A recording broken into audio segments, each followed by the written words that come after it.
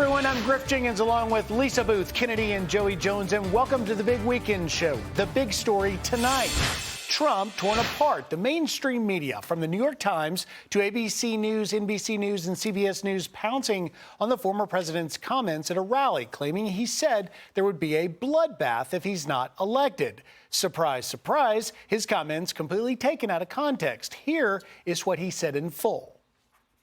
Let me tell you something to China. If you're listening, President Xi, and you and I are friends, but he understands the way I deal, those big monster car manufacturing plants that you're building in Mexico right now, and you think you're going to get that, you're going to not hire Americans, and you're going to sell the cars to us. No, we're going to put a 100% tariff on every single car that comes across the line, and you're not going to be able to sell those cars. If I get elected, now, if I don't get elected, it's going to be a bloodbath for the whole. That's going to be the least of it. It's going to be a bloodbath for the country. That'll be the least of it. But they're not going to sell those cars. And this may surprise you. It wasn't just the media. Democrats pouncing, too. He's even predicting a bloodbath. What does that mean? He's going to exact a bloodbath? There's something wrong here. How respectful I am of the American people and their goodness. But how much more do they have to see from him to understand that this isn't what our country is about? Also, Republicans are stepping in and blasting the media and Democrats' manipulation of reality. He was saying that if you allow the Chinese to dominate the EV industry, which is what Biden's policies are promoting, you're going to destroy the auto industry in this country. I think it shows how low the media is willing to go to cover for Joe Biden. We are going to see a massive push from now until Election Day, using social media, using the media to try to take everything that President Trump is doing and saying out of context. That's what the liberal media does all the time with Donald Trump. They have been going after him from the time he announced he was running for presidency back in 2016. All right, Joey, let's start with you. Is the media overreacting? Is the media overreacting? I love that you would even take the time to ask that question. You know, when I was in high school, I had a science teacher tell me that college was going to cost an arm and a leg. Oh, boy. And then I had a football coach tell me before we went into the game that we were going to battle, and I was down in the trenches. I guess I didn't understand that those weren't literal, because I ended up going to battle and school cost me a leg and a leg. My point here is that to take colloquial terms and turn them into something outrageous, I mean, there's two things happening here at once. One, the bombastic hyperbole that Trump uses is baked into every voter's mind. They either love it, don't care about it, or they hate him anyway. Just like with Joe Biden being senile and doing gaffes and doing those things are probably baked into the minds of those that already support him. Democrats are playing on this not because Trump said bloodbath, but because January 6th they feel like is something they can work. And that shows you how desperate they are, if that's what they can work to get Biden reelected. Kennedy, so Trump sat down with Howie Kurtz here, and as you may imagine, he had some feelings on the media. So I want to play that for you and then ask you whether you think he was taken out of context. Listen here. I'd love to get along with them, and I'd love that they were straight down the middle and, you know, covering the stories that should be covered. They're like the police. And frankly, they keep our country honest in a certain way if they do their job properly. And they haven't been doing it properly. He wants to defund the media. I think that's exactly what you're seeing, Griff.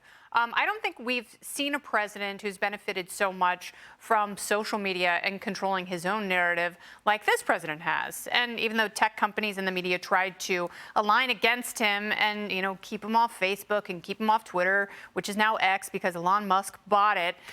But whenever I hear presidents complaining about media coverage, it gives me hope. And I don't think the media has been as direct or as cruel or as abstracting with certain phrases and misrepresenting them like they do with this president.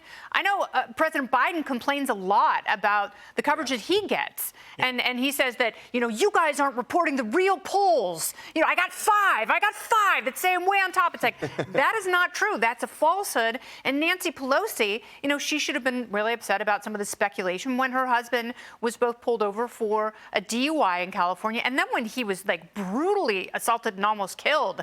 And, you know, some of the narrative before we knew some of the facts, that was a misrepresentation. So she, of all people, should not be misrepresenting these words for her political gain. Do you think he was taken out of context? And the Ohio bloodbath thing? Yeah. Yes, he was totally taken out of context. Absolutely. And, you know, in one way, the bombasticness is a gift on a silver platter to the media, who's very lazy when covering this president. But in another, we should have as much honest reporting as we possibly can of these two presumptive nominees. Lisa, you know campaigns, you know politics. I thought it was fascinating that in almost real time, and certainly, I don't know the exact timing, but very shortly thereafter at least, my inbox hit with the Biden for president response. And as you might imagine, they took the bait, so to speak, and seized right on it. Here's a little bit of what they said. They said instead of appealing to a wider mainstream audience, Trump doubles down on his threats of political violence. The American people are going to give him another electoral defeat this November because they continue to reject his extremism, his affection for violence, and his thirst for revenge. Do you think Trump was trolling the campaign a little bit to get this response? No, I mean, they're lying. That's a blatant lie. And Trump wasn't taken out of context. The media is just lying. It's lies.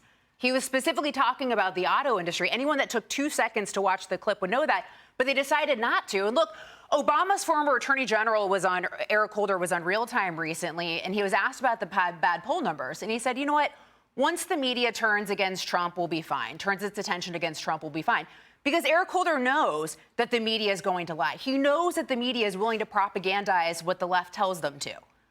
And you can understand why the media does it in countries like China and Russia when there's no choice. But here, our media is intentionally and willingly debasing itself to lie for the left. Do you feel like, Joey, that the media is trying to come even harder this go around at Trump, and is that playing to his strengths? I mean, I think it's the one thing we can always count on. Like, the media has kind of turned away from Biden because the water's so difficult to carry at this point. The bucket has holes in it. Like, you can't paint Biden in a beautiful light anymore, as good old Uncle Joe.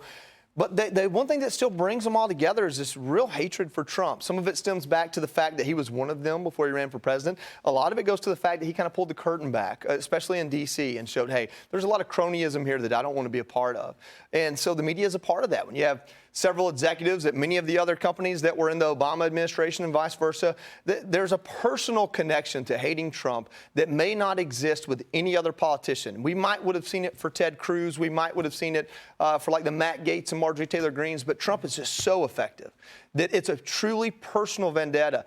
And Trump opens the door, of course. That is part of his endearing factor, and it's a part of what keeps people at arm's length, and it's part of what repulses people. But it's consistent, it's nothing new, and it's not outrageous. But even when he doesn't open the door, they intentionally lie, like they did with this. Look, I've worked in politics for a long time. I've worked on campaigns. I've worked on Capitol Hill. In communication specifically, the left has always been against us, has always been against Republicans, but not like this.